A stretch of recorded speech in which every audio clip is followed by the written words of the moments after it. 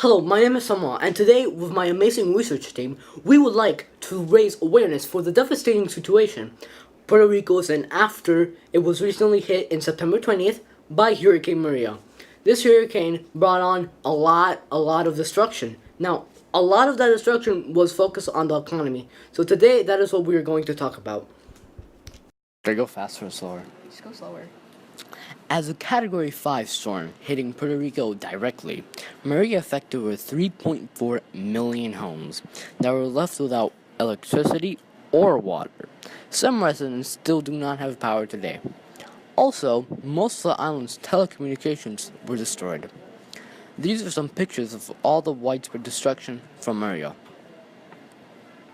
According to CNBC, Puerto Rico's economy will now take over 12 or 13 years to recover.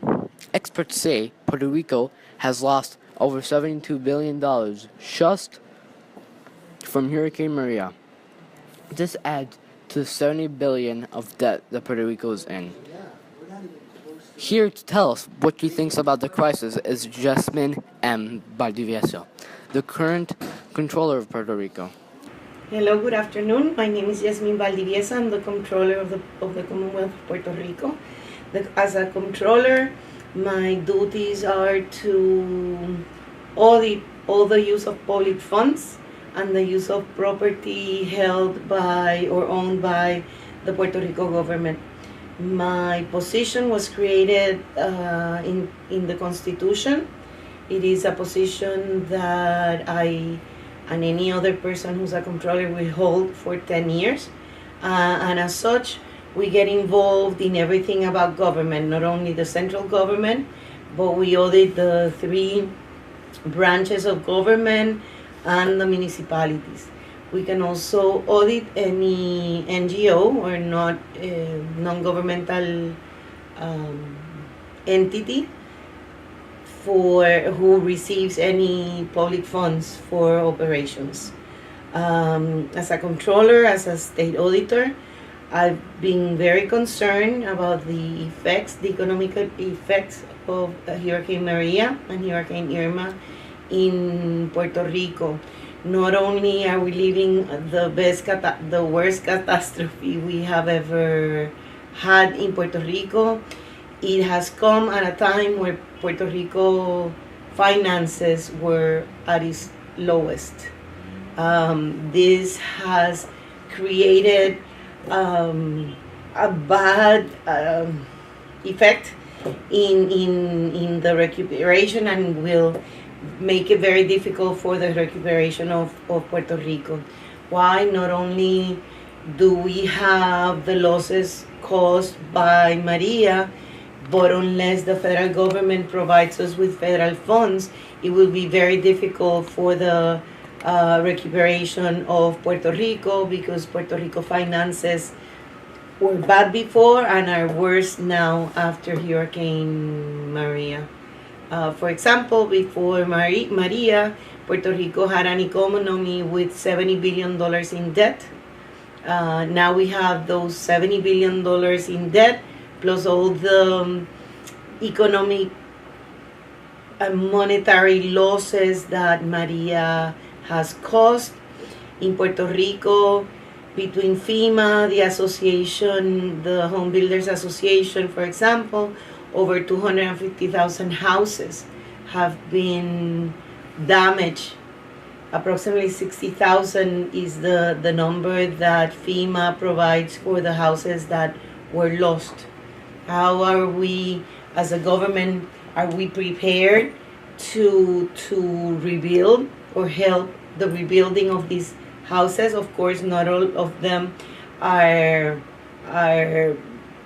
owned by the government, but it has to be the government, the one that stimulates the reconstruction of all these housing units.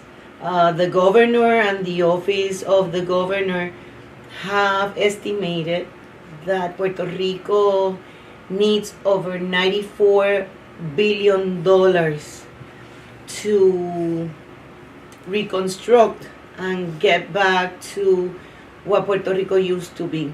Not only what it used to be, but in a sense, have more solid and better structures, so that if in the future, uh, hopefully we won't have it, but as if just because if in the future something like this happens, we will be more prepared. At one time, we thought that Puerto Rico had everything.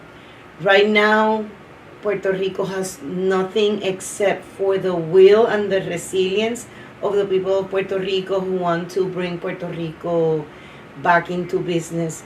Maria did not only destroy our lives or change our lives in regarding commodities like not having water or not having electricity.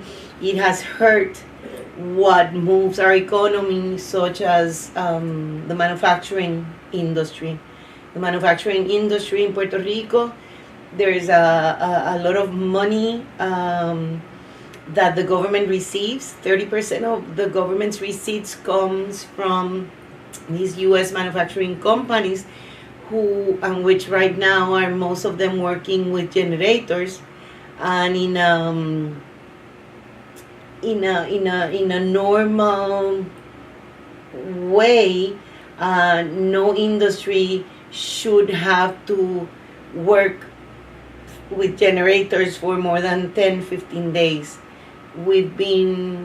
This is like almost 90 days after 83 days after Maria, almost 100 days after Hurricane Irma, and most of our people do not have electricity. The power that has been generated or is being generated in Puerto Rico is a little more than 60% of what is needed.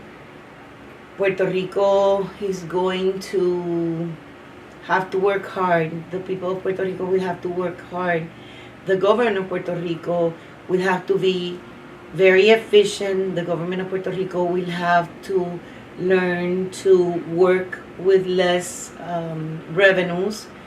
The people of Puerto Rico will have to get used to a new normalcy. And this is something very difficult to, first of all, realize, and second of all, to do.